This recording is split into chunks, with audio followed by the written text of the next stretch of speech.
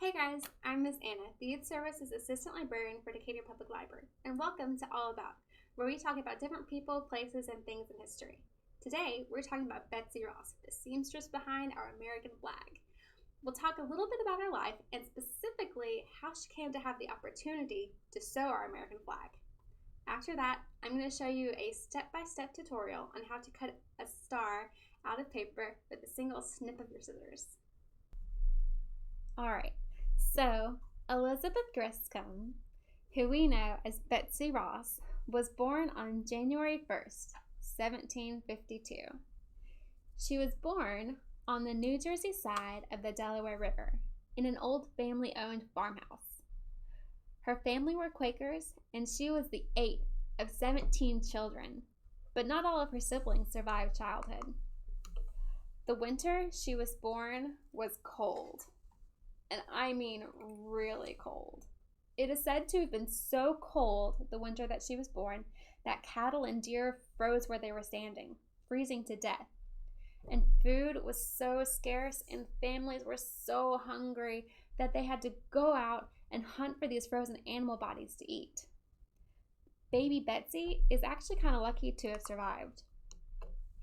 When Betsy was 3 years old, her family moved across the Delaware River to Philadelphia, and there her father was a successful carpenter, one of the best in town. At age 6, Betsy began attending church and Quaker school, which Quaker school is kind of like private Catholic school or private Jewish school. Students still learn all their subjects, but with little religious values.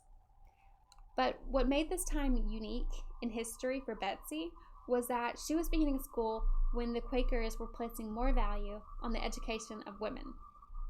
Betsy's mother, for instance, wouldn't have been formally educated. In fact, her mother, Rebecca, never learned to write. She even never learned to write her name. And on legal documents, when asked for her signature, her mother would just draw X's.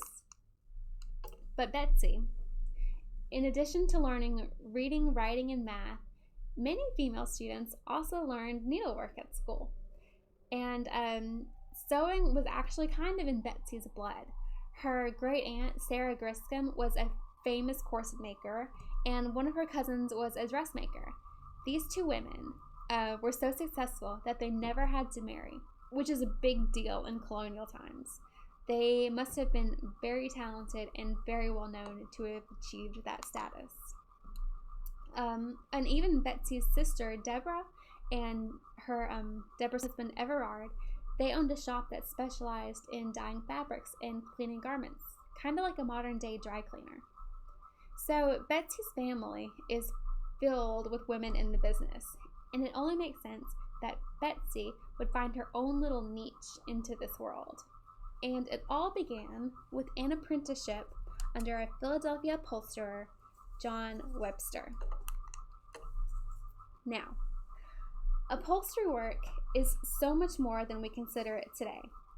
Upholstery work in the 1700s was making rugs, quilts, curtains, but not just like curtains for like your house. There were curtains for four-poster beds like in Harry Potter, curtains for carriages and coaches too. There were slip covers for couches and chairs to prevent wear and tear on the furniture. There were stuffing feathers into pillows or curling horsehair to fill a mattress. Even making fringe. Now, making fringe and trim were considered woman's work, and in an upholstery shop, that could become a very time-consuming task. But the story goes that 15-year-old Betsy, she walked into the shop, the upholstery shop, John Webster's shop, to see an older sister, who at the time was working there. One of the girls was trying to complete a task, and she was having a lot of trouble. So Betsy just walked right over to this other girl and completed the task for her. John Webster had seen this, and he was so impressed with the beauty and the neatness of her work that he offered an apprenticeship soon after. And it was at this shop that Betsy would master the skills that would eventually lead to her success. But She spent many, many years working for John Webster, and she grew up a bit. And while working for John Webster, Betsy and another apprentice developed feelings for one another, and his name was John Ross. And when Betsy was 21, her and John Ross, they crossed the Delaware River. Oops, there they go. And they were married in a tavern. Woohoo! They eloped because Betsy's family didn't approve of John's religion. Remember that we said that Betsy was a Quaker? It went against Quaker belief to marry outsiders, and John's family was part of the Anglican Church, so he was a big outsider. Now, this happened in November of 1773, which is a year that you might recognize as being the year British Parliament passed the Tea Act. Now, you might recall at this point in time, at this point in history, that the colonies are still under British rule. But earlier that year, in 1773, John Ross had finished his apprenticeship with John Webster and started his own upholstery shop. So, this is no longer John Webster's upholstery shop. This is now John Ross's. So, naturally, when he and Betsy had hopped over the Delaware River and gotten married, Betsy joined her husband at their new shop. But as the political crisis between England and the colonies grew, Philadelphians and other colonists began choosing sides between being a loyalist, someone who supported England, or being a patriot, someone who wanted independence. But what did this mean for Betsy Ross? Well, her and her husband were new business owners, just beginning to make a name for themselves as upholsterers, and now, with the colonies becoming so divided, they had to be very, very careful with how they presented themselves politically, because making a wrong decision and siding with an unpopular opinion could really affect their business. They had to be careful of deciding what jobs to take, where to purchase their materials, and even what other craftsmen they worked with. They seemed determined to keep their political affiliations neutral, or at least quiet. That is, until fall of 1775, when King George declared the colonists to be in a state of rebellion. When that happened, Betsy and John decided to declare themselves part of the resistance. However, it was soon after this that John passed away, and I'm sorry to say that we don't know the exact reason. Betsy was only 24 at the time, but she continued on with the business. Now, with a tin sign above the store that said Elizabeth Ross, upholsterer. In the following summer, in June of 1776, the colonists declared their independence. And you know what this meant? There was a huge need for flags. And there were all different types of flags to make, because a lot of different armies and military branches had their own different flags to fly. But it wasn't until 1777 that Betsy Ross is said to have made the American flag. Now, the story goes like this. The Patriots were getting very tired of flying the Grand Union flag because of its connection to Britain. And you can even see the similarities, can't you? Now, they felt that they needed their own flag to represent them. And George Washington had been drafting an American flag, a sketch for that. Now, while on, let's see if he can stand up. There he goes. Okay. Now, while on a trip to Philadelphia with a few others, it was recommended that he visit Betsy's upholstery shop. So, one summer day, Washington and two others paid her a visit, and Washington showed her a rough sketch of his flag with 13 stripes and 13 stars. Betsy saw this design and made one suggestion. Now, originally, Washington had drawn the stars with 6 points, but at Betsy's recommendation, it was changed to 5 points. And within a matter of days, Betsy had completed the flag, and that's what it looked like, a new symbol of independence. Now, whether or not it actually happened this way, who really knows? It's something else entirely.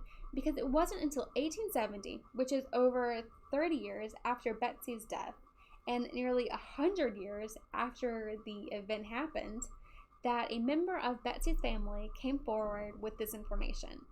And since then, several members of her family have come forward and signed affidavits, which are documents swearing that what they say about this story is the truth.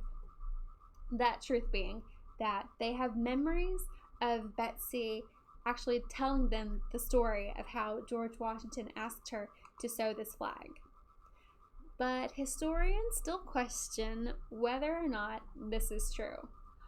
One thing that they question is why there's no written evidence to support this story. George Washington was huge on journaling. He wrote detailed entries of his daily life, yet there is no mention of Betsy. Now, asking someone to create the first national flag is a big deal, right? So, wouldn't he have written about it? Historians also have trouble placing George Washington and the others in her shop. Not because they wouldn't have been in the area, because they were, but these men were never tasked with hiring a seamstress for the job. And in congressional documents, there's no mention of this occurrence ever happening. But it can be proven that Betsy sewed flags for the Pennsylvania Navy during this time. The question of whether or not Betsy really sewed the first American flag and contributed to the design may never really be answered. It's just one of those things that you have to research and decide for yourself. And a good place to start that research is here, of course, at the library. And I'm about to share with you the books that I read while doing my own research for you. And surprisingly, there aren't a lot of books solely about Betsy Ross. Now, most of what I've shared with you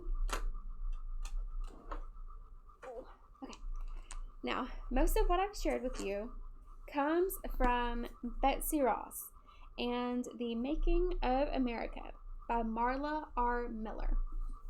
This is really lengthy, but it does a very fantastic job of dropping Betsy into history. It is very, very detailed, and I was just astounded with all the detail and little facts that I read in this book.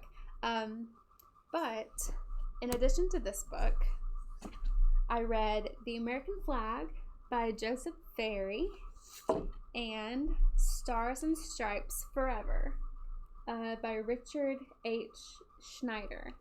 And these are the two that I really want to recommend to you. These are, both of these focus on different aspects of the American flag. They talk about the history of the flag, myths, facts, the Pledge of Allegiance, the Star-Spangled Banner, who wrote them, why they were written, what they mean, things like that. And both of these books talk about Betsy. But what I really liked about these is that they both had unbiased stories about Betsy, meaning they gave both sides of the story about whether she did sew the flag or maybe she didn't sew the flag. And they told these stories without forcing an opinion on the reader, which I think is really important to look for in a book when doing research and picking out the books you want to read. But that is all that I have to share with you today. Now pause this video and grab some scrap paper and scissors, because now I want to show you how to make a paper star like Betsy is said to have done. When George Washington came to Betsy with his sketch, there is one main contribution that she is said to have made to the design of the flag. Now, originally, Washington had drawn the star with 6 points, but Betsy wanted to change that. She claimed that a 5-point star would be much easier to make. However, Washington wasn't quite sure if the star should be changed or not. To prove her point, Betsy began folding a piece of paper and with a single snip of her scissors had made a 5-pointed star. Now Washington was so impressed that he decided to go along with Betsy's request and changed the star from 6 points to 5. And inside the Free Quaker Meeting House in Philadelphia, there is a display case, and inside that display case is a star, just like this one.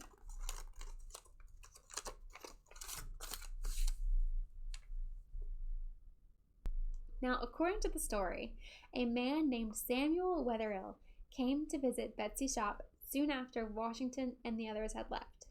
He saw the star that Betsy had made and asked to keep it. The star was kept in the family, and in 1925, the family safe was opened after years and years and years of not being used. Personal family things and documents were inside, including a paper star and a note written by Samuel about where the star came from. And that story is in Stars and Stripes Forever. Now, I'm going to show you a step-by-step tutorial on how to cut the star. Alright, so start with a regular sized piece of paper. I'm using a piece of scrap paper from the library so you can see the different sides easier. So to start off, we're going to fold it in half like this. And to make it easy, we'll label one corner 1 and the other corner 2. Now we're going to fold the paper again like this, hot dog style, just to get some creases. Open it up and then fold it hamburger style to get another crease. And open it back up. Now, we're going to bring this corner to here, like that. And press down on the edge. Now we're going to bring the corner back up to meet this side. And press. So that's what it should look like now. The next step, we're going to bring the number 2 corner. Oops. And press that edge down. And then bring it back. Like that. So if we kind of look at it, it's going to look a little bit like this. All right. Now we're going to get our scissors. Oops, holding it like this. And we're just going to cut from here down to this edge. Now depending on if you cut closer to the point or further away from the point, will determine how what your star looks like. It might be smaller if you cut towards the point, or thicker if you cut further towards, well, less to the point. All right.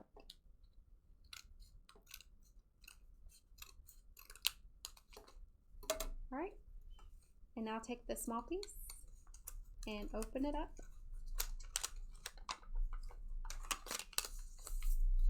And there's your star. I hope you learned something new about Betsy Ross during this video. I know I did.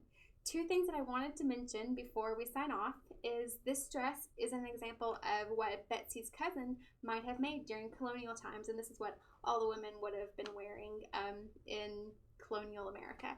Also, when we talked about fringe earlier, I wanted to just show you, pointed out on this flag, that this flag has fringe on the border and tassels like this, and this is something that would have been considered the woman's work in an upholstery shop. So I hope you enjoyed this video. I hope you have fun making your paper stars, and thanks for watching. See you next time. Bye guys.